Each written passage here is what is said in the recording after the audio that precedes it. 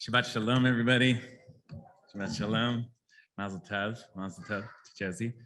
Here we are back inside. It is feels a little different, and things are always changing. And I am remembering that I'm coming up on 4 years. July, it'll be 4 years here at Ikar. And so it feels like a chance for me, when you pass these marker points to look back. It's a little bit like 4 years in college, like to look back at my freshman year and to remember what it was like when I started, and especially giving a sermon on a particular parsha. I have now the opportunity to start to remember, what I said about this parsha. I gave a sermon on this parsha 4 years ago. So it's nice to be able to reflect on where I was at the time. And it's also an opportunity in college fashion to look back at my freshman or sophomore year and to remember some of the dumb things that I did and said. And I have that experience sometimes when I go back and I look at what did I say about this back then? And sometimes I can't understand exactly what I was trying to say. I have that problem. I don't know if you have that problem with what I say sometimes. Sometimes it's totally incoherent. And sometimes I think, why did I say that? Did I really think that? I don't know if I think that anymore. And I had that experience this week, looking at this week's Parshat Baalotcha, and remembering speaking on it before. And I found myself wondering, did I really think that? And I found myself reading it entirely differently this year. The scene which captured my attention again this year is from chapter 11 of the book of Numbers. That's on page 827 in this red book, if you want to follow along. And this is really where the book of Numbers, the book of Bamidbar, really begins. The first 10 chapters is just very detail heavy, feels like a lot of miscellany. And then suddenly chapter 11 erupts with this line. Vayi ha'am k'mit onanim ra bo'znei Hashem. And the people took to complaining bitterly before the Lord, literally in the ears of God. The people began complaining bitterly.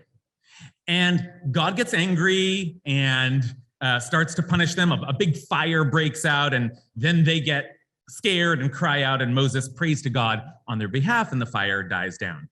And that is a pattern which is going to repeat itself again and again and again and again throughout the Torah, and really throughout the entire Tanakh. You see it in the book of Judges, for example, again and again and again. The people are bad, and God gets upset, and God punishes them, and somebody prays on their behalf, and things get calm again.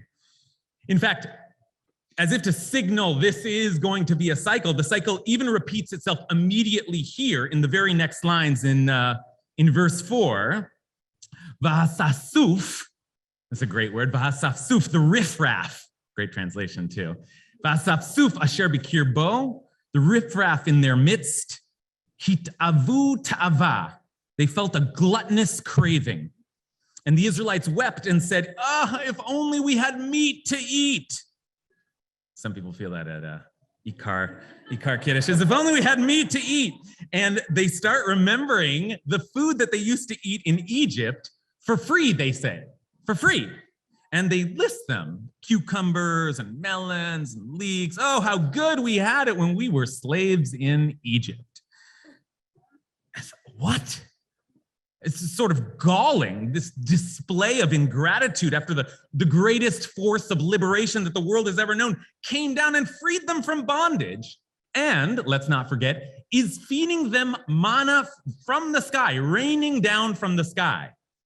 So I guess when I read that a few years ago, I felt, as I often have felt before, a certain disdain for the people.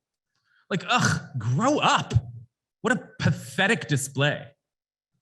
And I also felt like, I know these people. Whiny Jews.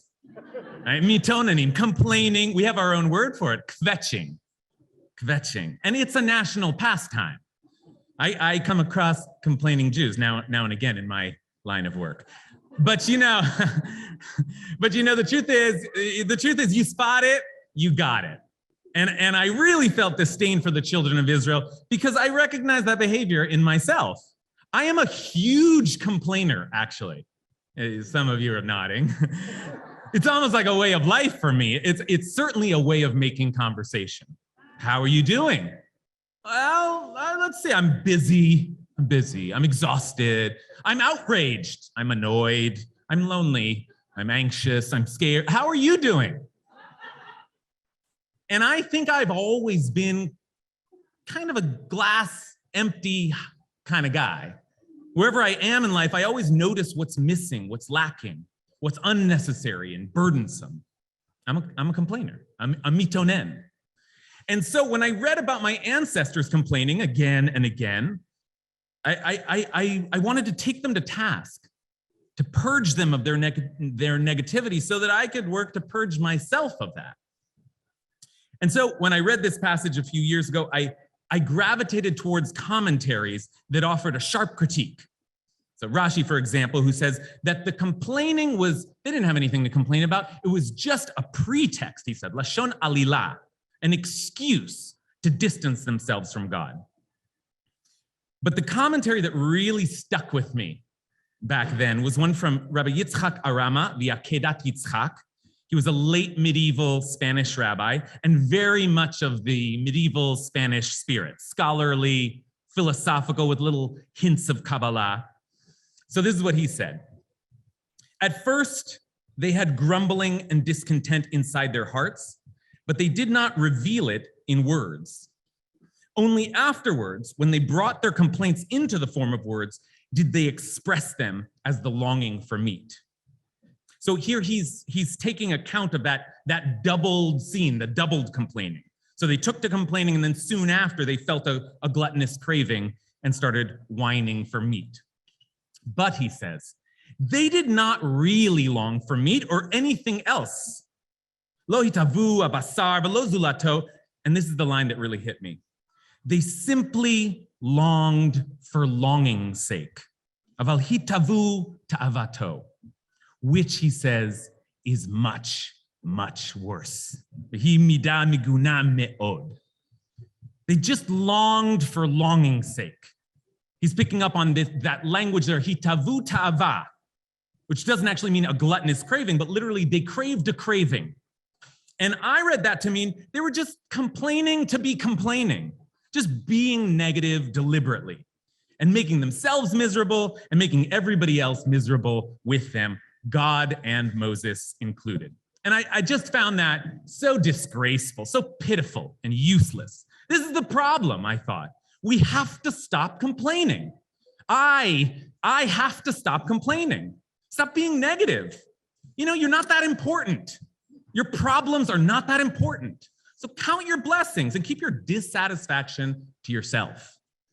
Good, strong musar from the Torah, good, strong moral message of chastisement. But this year, cycling through the Torah again, and I come upon the mitonim, the complainers, with their complaints and their cries and their cravings. And this time around, I suddenly felt sorry for them. I felt, I guess, compassion. Partially, I felt like, well, yeah, it may sound unpleasant or ungrateful, and shouldn't they be grateful to God? But wait a minute, they're stuck out in the desert here. They have no real idea where they're going and if they're going to make it at all. And it's dangerous and they're scared. And yes, they have manna from heaven, but who knows how long that'll last. And anyway, honestly, if the idea is that they're going to eat the same bland thing every day for 40 years, then okay, yeah, I get it. That does seem a little like torture. I'd be daydreaming of meat and melons myself. But it was more than just an appreciation of the context that made me sympathize with the mitonim this year. I even read the same commentaries differently. They simply longed for longing's sake. Aval hitavu ta'avato. And I think I know that feeling, that longing. In fact, this year, I think that feeling is a big part of what makes us human. There is in us a longing, sometimes unnameable, but all-consuming. Existential philosophers are very good at describing it. They call it ennui or angst. We're vaguely aware, even in the midst of abundance, we remain aware of some great emptiness within us, and we're plagued with a yearning to fill the void. But we don't know what will satisfy our longings. So we focus on all the things we lack in life, in various desperate attempts to find something outside of us that will bring us happiness. Sometimes we find temporary relief, but soon after we get what we want, the longing comes back. I dismissed that. I wanted to purge myself of that pathetic longing. But it always seems to come back. And this year, feeling a greater sympathy, maybe empathy for that feeling, I found another piece of commentary that made me feel better about it, that gave me some comfort. And this is from one of the greatest of the Hasidic commentators, a late Hasidic commentator, Rabbi Yehuda Aryeh Leib Alter of Ger, the Sfat Emet, or really the Sfas Emes, 19th century Polish mystic with a poet's feel for language. And he's going to pick up also on that same language of hitavu ta'ava. They craved a craving. And here I want to change the translation to they desired a desire, hitavu ta'ava. This means, he says, that they didn't really have any desire. Lo haya lahem ta'ava. Because they were living above the natural order. Shayu lamala me'ateva. That is to say, they're living this transcendent reality where God is doing everything for them. Miracles and manna. Ulekach, hayanir elahem shenachon sheyelem tava. So it seemed to them that they ought to feel desire. That they should, that it would be good and right for them to feel desire. That's why, the Sfas Emes says, they go on to say, nafshenu yavesha. Our souls are all dried up. So the Sfas Emes is saying that it's not only natural, but that it's good. That desire is good. It's a part of who we are. We need to feel. We need to want. We need to long for something. We long to long for something. And that seems to me this year to be a deep part of the human condition as well. That truth, that desire goes all the way back. All the way back. When is the first time that desire is mentioned in the Torah? Garden of Eden. But Terei Ha'isha, the woman saw ki tov ha'etz lema'achal, that the tree was good for eating, v'chi tavahu le'enayim, and that it was a desire to the eyes. And this was before they ate from the fruit. It is a part of our nature. It is a part of who we are to see beauty, to see wonder, to see goodness in the world, and to desire it. Aviva Zornberg puts it perfectly in the title of her book, the Genesis, the beginning of desire. So that's how I read it this year. Now, why did I read it so differently this year? I'm different, right? It's always different. Maybe I've softened a little bit.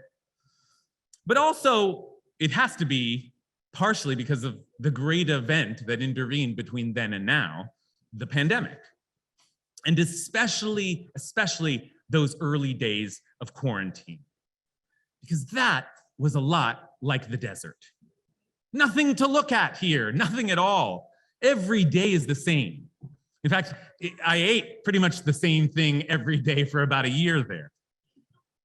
And before then, there had been so much going on. I had been so busy. Our world had been so chaotic and busy and so full of complaints that the nothingness actually came to me as a kind of relief.